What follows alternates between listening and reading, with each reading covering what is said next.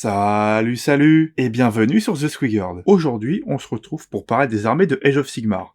On va voir en 1 minute, ou à peu près, toutes les factions du jeu, afin que vous ayez une vision d'ensemble de ce que propose Age of Sigmar, que vous soyez un débutant qui ne connaît pas du tout l'univers, ou que vous soyez quelqu'un qui cherche à accaparer une nouvelle armée pour agrandir sa collection, mais qui ne sait pas trop par où commencer. Et on va commencer tout de suite avec les armées de la Grande Allégeance de la Mort. L'unique constante des royaumes mortels, c'est que tout doit mourir un jour. Mais la mort ne représente pas pour autant le repos éternel. Dans les contrées inférieures du royaume de Siich, le grand nécromancien Nagash envoie les morts exécuter sa volonté. Des légions de squelettes dénués d'esprit marchent aux côtés de spectres virevoltants pour quérir les âmes dont Nagash ne s'est pas emparé. En Grande Allégeance de la Mort, vous avez accès à une figurine générique de Warmaster qui est Nagash et qui sera donc jouable dans toutes les armées qu'on va voir. Les cours des Manchères se prennent pour des nobles guerriers de glorieuses maisonnées. En réalité, ce sont d'ignobles ghouls blafardes en proie à un appétit cannibale. Si vous aimez les contextes d'horreur et de tragédie, ainsi que les hordes de redoutables créatures, les cours de Manchères sont faites pour vous. Pour le modélisme, attendez-vous à jouer des ghouls et encore des ghouls. Que ce soit petites, grandes, ailées ou sur des dragons, les figurines ne retranscrivent pas l'illusion de chevalerie dans laquelle elles sont plongées. Si vous souhaitez le présenter, à vous de faire un travail de conversion. Autrement, préparez-vous à peindre principalement de la peau et des os. Pour le style de jeu, vous êtes une armée offensive qui se base sur une grande mobilité et dont l'invocation en masse, avec la possibilité innée de la mort à régénérer différentes unités. Vous avez également une aptitude phare de votre livre d'armée, qui permet à une unité d'attaquer non pas une fois, mais 2 fois successives, ce qui rend votre armée très létale, car vos unités ont déjà des dégâts de base assez importants, couplés à des bonus offensifs très efficaces. Créatures éthérées dont la forme spectrale évoque les péchés de leur vie passée, les Antenuis sont poussés à terroriser les vivants par Nagash. Leur contact est mortel, et leur voile éthéré se joue des coups les plus violents, ce qui rend les Antenuis parfaits pour quiconque aime les hordes solides avec un impact décisif. En termes de visuel, les Antenuis proposent une armée de spectres avec des figurines d'infanterie très fines et des positions élaborées assez élancées. La gamme s'axe principalement sur les héros et les unités piétonnes, même si en termes de figurines de plus grande taille, vous pouvez compter sur le Black Coach, voire Nagash si vous le souhaitez. Le style de jeu Antenui est assez atypique. Premièrement, toutes les unités sont éthérées, c'est-à-dire que votre sauvegarde ne peut pas être modifiée, que ce soit positivement ou négativement. Une unité avec 4+ de sauvegarde va donc toujours réussir son jet de sauvegarde sur un 4+, ignorant tous les malus de l'adversaire. Au niveau offensif, vos jets de charge infligent différents malus à l'adversaire. Vous êtes donc encouragé à faire le plus de charges possible, surtout que la faction possède la possibilité de faire un mouvement de charge même après avoir effectué un mouvement de retraite, ce qui vous rend impossible à bloquer au corps à corps car toutes les figurines Antenuis possèdent le vol. Si vous souhaitez charger, vous pourrez le faire quoi qu'il arrive. Les légions Ossiarques exécutent la volonté de Nagash à travers le royaume mortel et ce sont la force d'élite du dieu de la mort. Ils collectent les ossements qui serviront à créer de nouveaux guerriers, à bâtir des fortifications et à entretenir le cycle de la mort. Les armées Ossiarques juxtaposent des légions de squelettes et de constructions assez puissantes pour venir à bout de tout ennemi. Les Ossiarques reposent leur identité sur le concept de squelette. Au sein de la faction, ce concept est poussé à son paroxysme. Chaque Ossiarque est une construction osseuse d'élite, inspirée des légions romaines et perses. Si vous aimez les armées à l'air disciplinées, permettant d'aligner régiments d'élite, cavalerie et machines de guerre, ainsi que des officiers et des mages d'exception, le style de l'armée devrait vous correspondre. Le style de jeu s'appuie sur le concept de discipline. En Ossiarque, pas de points de commandement, mais un équivalent, les points de discipline, permettant d'utiliser des ordres alternatifs comme augmenter son mouvement ou bien la perforation des armes de corps à corps. L'avancée des Ossiarques sur le champ de bataille est inexorable, et chaque unité, même si elle peut bénéficier de la proximité avec des héros de la faction, est indépendante, car elle possède son propre sergent, capable d'utiliser les ordres des disciplines des Ossiarques. Des rangs interminables de squelettes racles-morts forment l'ossature de l'armée des seigneurs Widman, sous l'ordre de vampires assoiffés de sang. Diriger une telle armée, c'est manier la mort elle-même, en relevant les troupes tout en semant la désolation par la magie funèbre. Des hordes de zombies, des hordes de squelettes, des nuées de chauves-souris et l'élite de la noblesse vampire, voilà ce dont vous avez accès en jouant les seigneurs Widman. Que ce soit des figurines issues de l'ancienne gamme des contes vampires, ou bien de tout nouveaux modèles spécialement conçus pour Age of Sigmar, vous aurez l'embarras du choix pour créer votre horde de morts-vivants, commandée par des vampires à l'aspect lugubre et bestial. En ce qui concerne le jeu, vous avez accès à des fosses communes qui peuvent faire revenir à moitié d'effectif une unité de morts-vivants qui a été détruite pendant la partie. Vos vampires peuvent faire revenir vos pertes et votre magie en est également capable. En d'autres termes, votre infanterie mort-vivante possède la capacité de revenir inlassablement contrôler la table et harceler encore et encore l'adversaire. Tandis que vos unités vampires sont plus coûteuses, mais possèdent de nombreux bonus pour renforcer votre armée, ainsi qu'une capacité de dégâts non négligeable, ce qui en fait de dangereux combattants. À vous donc de protéger vos précieux leaders, et de noyer l'adversaire sous la masse grouillante de la non-vie. Les puissances de l'Ordre sont le rempart des royaumes mortels contre le chaos. L'Ordre est une alliance disparate de peuples libres, comme les cités des Sigmar, de défenseurs de la loi, comme les Éternels de l'Orage, ou bien de forces exotiques, comme les mystérieux Séraphons, ou de factions aux intentions sinistres et moins bien connues, comme les Filles de Caïn. Dans l'Ordre, vous allez retrouver plusieurs figurines qui peuvent être jouées dans toutes les factions, comme Gotrek et tous les Stormcast qui sont alliés avec n'importe quelle faction issue de la Grande Alliance de l'Ordre. Les cités de Sigmar sont les cités libres de l'Ordre et l'alliance d'humains, de Duardin et d'elfes qui font front commun contre les forces qui menacent les royaumes mortels.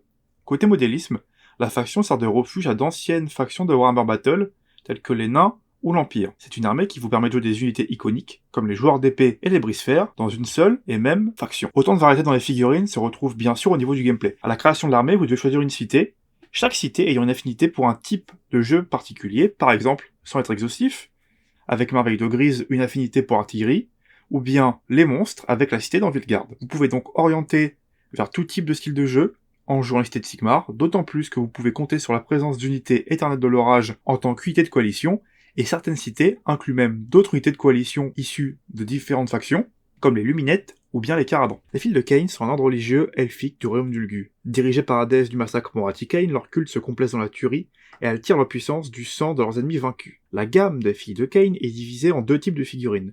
Toutes les cultistes et furies de l'armée sont issus des elfes noirs de Warhammer Battle, et représentent l'infanterie piétonne de la faction. Les Meiusai, exclusives à Age of Sigmar, ont un aspect serpentin, et sont la force d'élite de la faction. Et bien sûr, Morathi possède sa propre figurine avec une forme humaine et une forme monstrueuse. L'armée se repose sur une capacité de dégâts assez importante, renforcée par un trait de bataille qui améliore l'armée au fur et à mesure que la partie avance, rendant vos capacités de déplacement, mais aussi de dégâts de plus en plus fiables. Que ce soit à distance ou au corps à corps, ce potentiel est rapidement renforcé par des prières et des sorts, et vous pouvez compter sur la forte résistance de Morathi, afin de venir appuyer le reste de votre armée, qui est plus fragile que la moyenne, en dehors de la protection à 6+, que possèdent vos unités Filles de Caïn. Les pyrotueurs sont des mercenaires Duardin qui partent guerroyer nantis de leur ruine magique et d'une conviction ardente.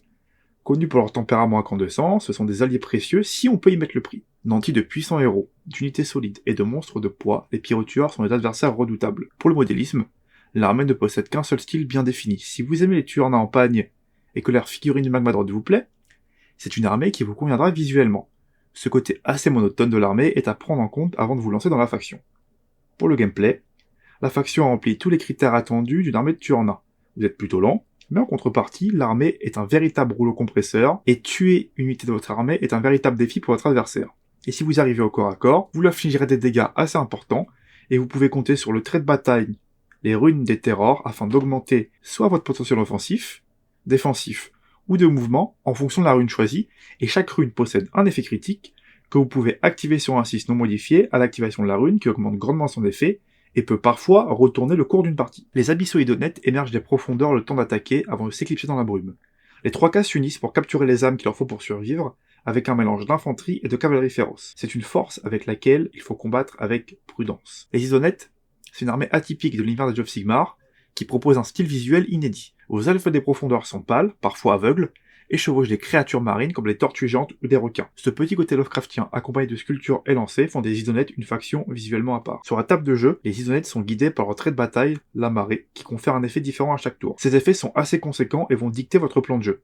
Par exemple, au tour 2, la marée va conférer la capacité de courir et de charger à toute votre armée, tandis qu'au tour 3, votre armée obtiendra le fait de frapper en premier, ce qui la rend redoutable au corps à corps. Ce sera donc à vous d'anticiper vos actions pour tirer le plein potentiel de votre armée et de submerger votre adversaire. Les maniaques Caradron frappent du haut des airs à bord de stratovaisseaux véloces bardés d'armes mortelles. Ces duardins en armure fauchent leurs ennemis tant par le fer que par le feu. Entre les prodiges technologiques de leurs stratovaisseaux et leurs troupes en armure lourde, ils possèdent une force de frappe à distance phénoménale. Visuellement, vous jouerez donc des nains en armure steampunk, équipés d'armes à feu technologiquement avancées, pouvant parfois faire penser à Warhammer 40 000. En plus de ça, vous aurez accès à des vaisseaux de guerre ressemblant à d'immenses dirigeables de fer. Les maniaques Caradron se prêtent à un style de jeu rapide et à longue portée. Vous avez accès à l'Eterror, permettant d'utiliser périodiquement des règles spéciales pour améliorer vos unités, Vos machines de guerre peuvent embarquer et téléporter vos troupes tout autour de la table, et cette grande mobilité, appuyée par la force de feu de vos armes de tir, permet d'opérer des frappes chirurgicales sur l'armée adverse, afin d'éliminer les unités qui vous menacent le plus. En contrepartie, vous infligez peu de dégâts au corps à corps, et le nombre moyen de PV total d'une armée de Caradon est souvent plutôt bas, rendant l'armée fragile en dehors de vos stratovaisseaux, qui eux sont plutôt résistants. À Elf, imbu de la lumière de Hysh, les suzerains luminettes sont passés maîtres de l'art de la magie, de la philosophie et de la guerre. Sur le champ de bataille, ils mobilisent la puissance des éléments et la magie des royaumes pour laminer leurs ennemis par des assauts pros et décisifs. Les luminettes sont de race noble et guidées par la quête de la perfection. Cela se reflète dans leur gamme de figurines. Chaque luminette cherche à atteindre un idéal martial. Certains sont des elfes de lumière. Vous retrouvez des figurines avec un style classique, comme des archimages ou bien des phalanges de lanciers et des régiments d'archers. Certains luminettes sont des elfes de pierre, avec une pose stoïque et accompagnés sur le champ de bataille par des montagnes vivantes, arborant le symbole du bœuf, leur animal tutélaire. Et d'autres encore sont des elfes du vent, ont un style très élancé et dynamique, et proposent de la cavalerie légère ou bien des élémentaires de vent sous la forme de renards. Pour le gameplay, chaque temple luminette possède son propre style, mais tous ont accès à Laser Quartz, pouvant améliorer temporairement leurs caractéristiques. À vous de vous axer sur un style de jeu en particulier ou de mixer le tout. Tous les elfes de lumière, appelés Vanari, sont des sorciers. Leur régiment inflige un malus à la touche à l'adversaire, leurs sorciers vont posséder des sorts handicapants pour les actions adverses, et leurs armes solaires infligent des blessures mortelles. Les elfes de la montagne, eux, sont lents mais résistants et peuvent ignorer la perforation d'armure des armes de votre adversaire pour encaisser des attaques normalement létales. Et les elfes de vent sont des unités rapides, capables d'harceler l'adversaire avec les armes de tir. En tous les cas, vous pouvez choisir de compter sur la puissance de Teclis, leader de la faction, un puissant sorcier qui n'échoue jamais dans les lancements de sorts, en plus de nombreux autres bonus, et donc domine largement l'aspect magique lors d'une partie. Puissant guerrier aux veines parcourues de pouvoir céleste, les éternels de l'orage sont forgés à partir d'armes de héros, arrachés à l'instant de leur mort dans les royaumes mortels pour être métamorphosés par la magie de Sigmar. Ils conjuguent un armement à fort impact, des défenses quasi impénétrables, et représentent une force polyvalente. La gamme Stormcast, c'est la première gamme du jeu Age of Sigmar. C'est la gamme phare, et elle repose son visuel sur une armée de guerriers d'élite en armure lourde. Divisée en différentes chambres, qui possèdent chacune une identité visuelle bien différente, allant d'éclaireurs sur griffon à des Stormcast sorciers, ou bien la chambre extremis qui chevauche des dragons géants, la gamme Stormcast est assez vaste pour plaire à tous ceux qui souhaitent découvrir la faction. Les nombreux temples Stormcast font que la faction fait partie des armées versatiles du jeu, où tous les styles sont possibles. Dans tous les cas, lorsque vous faites une armée éternelle de l'orage, vous devez articuler votre armée autour de deux choix spécifiques. Soit votre armée provient d'un fort de l'orage, renforçant votre présence sur la table, ou bien votre armée est un host de l'orage, ce qui permet de mettre certaines unités en réserve pour les placer plus tard sur la table, lorsque la situation l'exige. Créatures d'énergie céleste ayant reçu une forme reptilienne, les Séraphons sont les maîtres de la magie destructrice. Ils combinent des légions de tueurs à sang-froid, des monstres ravageurs et des armes mystiques pour donner une force meurtrière aussi déroutante à voir sur le champ de bataille que dévouée à la destruction du chaos, leur némésis. Les Séraphons, actuellement, c'est la transition complète de la gamme des hommes lézards dans l'univers d'AOS. Autrement dit, si vous êtes déjà familier avec la faction, rien de nouveau, hormis certaines figurines remises à neuf, comme par exemple Croak. Pour les autres, attendez-vous une armée d'hommes lézards, de différentes tailles, que ce soit de l'infanterie, comme les Skinks ou les Saurus, de l'élite monstrueuse, comme les Croxigors, des puissants sorciers comme les Slann, ou bien des dinosaures gigantesques, comme le Carnosaure. Séraphon, c'est une armée de combo. Individuellement, les unités de l'armée ne sont pas exceptionnelles. Par contre, vous possédez la possibilité de donner de puissants bonus offensifs ou défensifs à vos unités, que ce soit via les aptitudes de commandant de vos héros, vos sorts, ou bien vos règles de faction. Et c'est via un cumul réfléchi, au bon moment, sur une unité clé, qui peut rendre une armée Séraphon extrêmement dangereuse, et vous diriger vers une victoire. Éclos via les graines âmes qui sont plantées dans des sites riches en magie de la vie, les Sylvanettes défendent le royaume de Jade, l'arc et l'épée à la main. Une armée de Sylvanettes se compose d'hordes d'esprits forestiers, de dryades, et d'immenses sylviarques qui submergent l'adversaire par la magie et la lame. Les Sylvanettes sont une faction qui est basée sur la nature. C'est visuellement l'étape au-dessus du concept de base qui était celui des elfes sylvains. Certaines figurines ont encore un aspect elfique, surtout à l'Ariel, mais la plupart des figurines sont plutôt d'inspiration végétale, comme peuvent l'être les Kurnoth ou bien l'esprit de Lurtu. Cela vous permettra d'orienter l'aspect visuel de votre armée en vous basant sur une ou plusieurs couleurs, basées sur les saisons du monde réel, ou bien de donner un thème visuel inédit à votre armée sylvanette. Côté gameplay, c'est une armée d'élite où chaque unité coûte beaucoup de points. À vous donc de faire les bons choix car vous allez être tenté par plusieurs options, et il est compliqué de tout faire rentrer dans une liste dans les formats classiques comme 1000 ou 2000 points. Vous pouvez faire appel à de puissants sorts ou des monstres, comme le Trilord ou l'Esprit d'Urtu, ou encore utiliser l'élite rapide comme les Kurnoth ou les Seekers. L'important sera de bien placer vos décors de faction qui sont la pierre angulaire d'une stratégie sylvanette, procurant des bonus à vos unités, et aussi la capacité de se retirer du champ de bataille après avoir attaqué l'adversaire. Les lieux du chaos sont des forces primordiales vouées à conquérir la réalité elle-même. Depuis le royaume du chaos, Khorne, Tzeentch, Nurgle et Slaanesh envoient leur légion démoniaque pendant qu'Archaon, leur héros mortel, est à la tête de grandes armées de mortels corrompus. De son côté, le peuple race Skaven infeste les royaumes mortels dans un but maléfique. Le chaos possède plusieurs figurines jouables dans la plupart des factions, comme Archaon, et vous pouvez compter sur l'armée Hombet et Slave to Darkness pour être jouables dans les armées des 4 dieux tutélaires du chaos, Khorne, Tzeentch, Nurgle et Slaanesh. Des braillards de guerriers à tête de bouc qui hantent les bois obscurs des royaumes aux puissants dragons ogres ray tonnerre qui se nourrissent d'éclairs, en passant par des monstres mutants tels que les chimères ou les cocatrices, les Hombet attaquent avec une fureur bestiale et une magie noire lorsque leurs ennemis s'y attendent le moins. Comme d'autres factions qu'on a vues auparavant, la gamme Hombet est une armée qui prédate la licence Age of Sigmar, ce qui lui confère l'avantage d'être une vaste gamme et le défaut d'avoir certains modèles qui peuvent accuser de leur âge. Niveau visuel, la gamme se concentre sur l'infanterie d'un côté avec les braillards, des Umbooks et les Minotaurs, mais repose également son identité sur beaucoup de monstres, comme les chimères, les gorgons ou bien les sigors. Dans tous les cas, vous retrouverez un aspect sauvage et brutal dans chacune des figurines de la gamme. Le style de jeu de l'armée Hombet repose beaucoup sur les malus infligés à l'adversaire. Beaucoup de factions d'Age of Sigmar ont des capacités d'affaiblir l'adversaire pour mieux lâcher au corps à corps, mais les Hombet excellent dans ce domaine grâce aux rituels, mécaniques phares de la faction, ainsi que des sortilèges infligeant des effets débilitants aux unités adverses. L'armée est également très mobile, grâce à des unités qui ont un mouvement de base assez élevé et qui possèdent des effets pour courir et charger, mais également grâce à son trait de bataille, l'embuscade qui permet de mettre des figurines de la faction en réserve pour les faire surgir sur le champ de bataille plus tard pendant la partie. Et couplé à cette mobilité, l'armée possède une létalité assez impressionnante grâce à son décor de faction qui renforce la pénétration des armes de vos unités. En Hombet, vous cherchez donc à submerger l'adversaire de tous les côtés en multipliant les menaces pour lui infliger le coup fatal. Féroces et sans pitié, les lames de Khorne font tout pour verser le sang et récolter les crânes, voulant éperdument attirer l'attention de leur maître infernal. Leurs armées se composent de solides guerriers à la soif de sang stimulés par des héros et aidés par des démons rageurs. L'élément visuel majeur des lames de Khorne repose sur le fait que l'armée est composée uniquement de furieux berserkers, qu'ils soient en armure lourde ou de simples cultistes. Du Bloodriver au plus grand des seigneurs, chaque figurine humaine de la gamme est un guerrier à l'air puissant. En tant qu'armée d'un des dieux du chaos, vous possédez bien évidemment une gamme de démons, et vous retrouverez donc des figurines cultes comme les sanguinaires ou bien Scarbrand. Le gameplay, quant à lui, est plus fin qu'il en a l'air.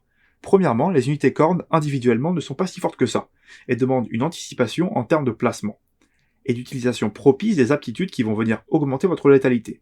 Deuxièmement, la mécanique phare de la faction, c'est la dîme de sang, une mécanique basée sur des points de dîme que vous gagnez à chaque fois qu'une unité, amie ou ennemie, est détruite. Ces points peuvent être utilisés soit pour invoquer, soit pour utiliser divers effets. Ce sera donc à vous de savoir si vous préférez invoquer une unité en renfort, ou bien utiliser un effet pour handicaper le plan de jeu adverse, ou renforcer le vôtre. En conclusion, les lames de Khorne, c'est une armée qui demande un peu de finesse, et vous ne pouvez pas vous contenter de foncer dans le tas sans aucun plan d'action à long terme. Le changement et les illusions suivent les armées de Tzeentch ou Kel'Thuzad. Les cultistes humains se battent tandis que des puissants mages et des démons sautillants saturent l'air de sorts scintillants et de pouvoirs mutagènes. Une armée disciple de Tzeentch impose sur la table de jeu son plan machiavélique composé de 1000 menaces subtiles et mortelles. Comparé aux autres gammes du chaos, qui soit souvent majoritairement sont composées de mortels ou possèdent un équilibre de choix entre démons et mortels, cette armée est principalement composée de démons. Et les démons de Tzeentch reposent leur aspect visuel sur des couleurs vives et un aspect principalement basé sur le concept d'horreur cosmique, comme les horreurs de Tzeentch ou bien les screamers. Mais vous aurez aussi accès à des figurines avec un aspect aviaire, comme le démon majeur, le duc du changement, ou bien les différentes sangors que vous avez à votre disposition. Avec la quantité de sorciers et de capacités entourant la magie, les disciples de Tzeentch sont indéniablement l'une, si ce n'est la plus puissante des armées de magie. Les disciples de Tzeentch sont tellement axés sur la magie qu'ils peuvent invoquer des unités gratuitement, non seulement en lançant des sorts, mais aussi grâce aux sorts adverses. Les dés du destin, qui sont la mécanique de la faction, vous permettent de contrôler certains jets critiques afin de manipuler le cours de la partie. Néanmoins, soyez prudents, car en dehors des unités d'horreur de Tzeentch, qui sont une véritable plaie à éliminer, les unités de la faction sont souvent assez fragiles, avec une valeur de sauvegarde très basse. Les serviteurs pestiférés de Nurgle rappellent le sort qui attend toute créature vivante. Leur guerrier mortel, rendu insensible Même aux attaques les plus violentes par d'horribles maladies côtoient des démons immondes dans une armée aussi résistante qu'hideuse à voir. Les figurines de Nurgle sont marquées d'un aspect pestilentiel et malade. Vos figurines sont bouffées par la maladie et la chair infectée, ainsi que des fluides corporels qui viennent marquer vos unités. Et même les plus petits détails de design viennent renforcer cet aspect dérangé que possède la gamme de Nurgle. Pour le gameplay, l'armée repose sur plusieurs mécaniques phares. Premièrement, toutes vos figurines ont une protection à 5+, ce qui rend votre armée bien plus résistante que la moyenne. Ensuite, vos attaques infectent les unités ennemies de maladie, et plus vous accumulez de points de maladie sur l'ennemi, et plus celui-ci pourra subir de potentiels dégâts résiduels. Et cette maladie, c'est une mécanique de dégâts clé de votre faction, qui, de prime abord, peut sembler en moyenne assez faible au corps à corps. Mais vos dégâts de base, couplés à votre maladie, vous rendront au final plutôt menaçants. Et enfin, lorsque vous jouez Nurgle, votre armée suit un cycle de corruption, qui est un tableau qui vous confère des bonus ou des malus à l'adversaire, et qui sont définis à chaque tour. Ce sera donc à vous de maximiser la rentabilité de votre cycle, en adaptant votre stratégie autour de celui-ci. Création vicieuse et mégalomaniaque du 5e dieu du chaos qu'est leur Racornu, les nombreux clans Skaven usent de sorcellerie, de technologies occultes, de maladies et de pouvoirs mutagènes au service de la conquête du monde de leur insondable quête de pouvoir. Skaven, là encore, c'est une armée qui a une gamme avec pas mal d'histoires. Vous allez retrouver plein de styles visuels différents grâce à la diversité offerte par les clans Skaven. Les ninjas du clan Eshin, les ingénieurs et les machines de guerre du clan Scryer, les prêtres du clan Pestilent, les mutants du clan Moulder, les guerriers du clan Verminus et les sorciers du Master Clan. La gamme est divisée entre les figurines sorties avant la V8, tandis que le reste de la gamme est porté par des figurines magnifiques comme les Vermin Lord, les mutants de choc ou bien le célèbre Tankol. Dans tous les cas, préparez-vous à peindre un nombre important de figurines, car Skaven c'est avant tout une armée de hordes. Caractérisée par ces hordes-là, une armée Skaven peut se spécialiser dans tel ou tel de ces aspects, via les clans, ou les mélanger, pour forcer l'ennemi à la prudence. Vous pouvez axer votre liste sur les forces d'un ou plusieurs clans. Verminus et Pestilent apportent la force du nombre et une puissance au corps à corps. Les machines du clan Scryer ont une puissante force de tir. Le clan Eshin possède de la mobilité et une facilité à assassiner les héros adverses. Le clan Moulder apporte de puissants monstres. Et le Master Clan, des sorciers très efficaces. En Skaven, pas de règle de sous-faction, chaque héros d'un clan débloque les effets du clan. Et 3 héros du même clan débloquent un effet supplémentaire. À vous donc de déterminer quelles sont les règles de clan que vous jugez les plus efficaces selon vos préférences. Néanmoins, n'oubliez jamais que Skaven c'est une armée globalement très fragile, avec une bravoure plutôt basse, pouvant causer des pertes supplémentaires non négligeables. Slaanesh incarne l'excès. C'est la qui en sont l'exemple même, avec leurs hostes décadents et leurs chefs charismatiques, qui ont tous renoncé à leur humanité via des actes de dépravation. Quand les démons affreusement attirants de leur dieu les accompagnent au combat, nul n'est à l'abri de leur défilé de la tuerie. Vos figurines seront extraverties et élancées, aussi bien les démons que les mortels. L'apparat et l'excès marquent la gamme de Slaanesh, et vous retrouverez ces traits sur chaque figurine de la gamme, et plus une unité est puissante, plus elle possède ces traits caractéristiques à la faction, comme le montre le design de personnages illustres, comme par exemple Glutos ou bien encore Sigvald. C'est sans conteste l'une des armées les plus rapides du jeu, et avec les bonnes manœuvres et synergies, les charges au premier tour sont quelque chose qui n'est pas très difficile. Slaanesh a également l'une des meilleures invocations du jeu, si ce n'est la meilleure. N'ayez donc pas peur de dépenser des points de dépravation, ils augmenteront très vite. Il y a beaucoup de façons d'affaiblir leurs ennemis. Les héros démons et surtout le gardien des secrets sont un excellent moyen d'attaquer les grandes unités grâce au locus de la diversion, qui empêche tout mouvement d'engagement, détruisant ainsi toute efficacité au combat que votre adversaire pouvait prévoir. L'armée est également plutôt efficace pour se débarrasser des héros adverses grâce à un incroyable sort persistant et des héros sorciers très utilitaires comme Glutos ou Sinessa. Les serviteurs de l'élu éternel marchent à la guerre sous forme de hordes de guerriers mortels corrompus entourant les Varangardes, cherchant sans relâche à asservir les royaumes mortels au nom des dieux sombres. Quand c'est Tarkaron qui dirige en personne une armée du chaos, nul ou presque ne peut arrêter cette dernière. Visuellement, les serviteurs de l'élu éternel portent un aspect du chaos universel. Le schéma classique, c'est celui du guerrier en armure d'ébène, portant de légères mutations, mais le design de la figurine a aussi été pensé pour porter n'importe quel schéma, qu'il soit inspiré d'un dieu du chaos ou non. La gamme Warcry étant aussi pensée pour cette faction, vous avez accès à différents cultistes, avec tous un style visuel spécifique. Votre gameplay repose sur la marque du chaos, mécanique clé de la faction. Chacune de vos unités possède une marque du chaos, que ce soit la marque d'un des dieux du chaos, comme Khorne, Slaanesh, Tzeentch ou Nurgle, ou la marque du chaos universel. Chaque marque apporte un bonus particulier, et un bonus supplémentaire pour vos héros. La synergie de votre armée repose donc sur un choix judicieux pour vos unités. Souhaitez-vous renforcer l'aspect offensif via une marque de corne ou l'aspect défensif via une marque de Nurgle? À vous de choisir.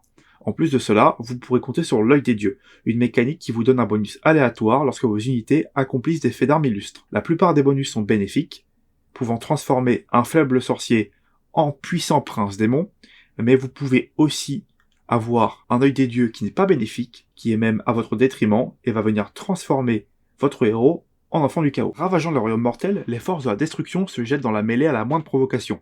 Des hordes d'Oruk et de grottes à la peau verte, des tribunomags ogres, et d'immenses bêtes telles que les colossaux gargants ne cherchent qu'à semer la ruine pour assouvir leurs besoins de violence. En destruction, vous avez accès à une figurine générique pour toutes vos factions, qui est Kragnos, et vous pouvez incorporer dans vos armées n'importe quel méga gargant. Individuellement aussi lâches que faibles, quand ils sont en grand nombre, les grottes sont bien aussi dangereux que leurs grands cousins peau verte. De la magie fongique des Lunclans, aux terrifiantes montures arachnides des crocs d'aragne, en passant par les trogotes quasi intuables, il ne faut pas sous-estimer les villes du ciel obscur. Chez les gobelins, 3 gammes de figurines seront à votre disposition. Les gobelins Lunclan, qui sont l'infanterie à pied avec des fanatiques et dresseurs de squig, du simple squigard en passant par la cavalerie d'élite jusqu'au massif Mangler Squig. Les gobelins chevaucheurs d'araignées proposent les monstres les plus massifs de la faction, via la Ragnarok, et enfin, les Trogoths vous proposeront de l'infanterie monstrueuse que vous choisissiez de jouer les Trogoths de pierre, les Trogoths d'eau, ou bien le Trogos. Le gameplay de la faction est articulé autour des mécaniques spécifiques à chaque sous-faction de l'armée, toutes améliorées par des mécaniques globales de la faction, qui sont la mauvaise lune et votre décor de faction. La mauvaise lune traverse le champ de bataille durant une partie, affectant tout ou partie de celui-ci, et vous apporte différents bonus. Vos sorciers sont plus efficaces, les squigs peuvent courir et charger, les trogoths deviennent plus résistants, et la capacité innée des araignées à infliger des blessures mortelles se retrouve renforcée. En plus de ça, grâce à votre décor de faction, vous êtes immunisé à la bravoure tant que vous êtes proche de celui-ci, et vous possédez également une capacité de récursion.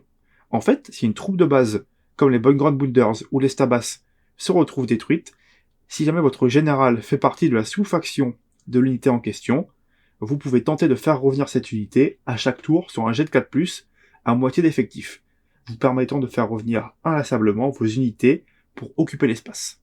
Dévorant absolument tout ce qu'ils croisent dans les royaumes mortels, les ogres sont une plaie pour tout ce qui vit. Bêtes, plantes, morts ou vifs, rien n'est à l'abri de leur faim insatiable, pas même les objets inanimés. Les armées ogres ont pour noyau des soldats d'élite, et des monstres appuyés par des gnoblards qui, eux, sont sacrifiables. Niveau modélisme, en ogre, vous avez le choix entre de l'infanterie monstrueuse avec tous les ogres d'infanterie, accompagnés des gnoblards et de leurs machines de guerre, ou bien les grands monstres des Bisclo Raiders. Dans tous les cas, en termes de nombre de modèles, vous êtes sur ce qu'on appelle une armée d'élite, dans le sens où votre armée aura généralement assez peu de figurines au total, peut-être 20, 30, pas plus. Le gameplay de l'armée met l'accent sur le mouvement, la charge et le contrôle de table par de l'élite. En effet, tous les ogres d'infanterie comptent double et les monstres comptent pour 10, permettant à des figurines uniques ou des unités d'élite de contrôler des objectifs face à des unités qui sont pourtant plus nombreuses qu'elles. Une règle de faction ogre est la fin, qui vous confère un bonus de mouvement à vos ogres hors combat et une immunité à la bravoure à ceux qui combattent.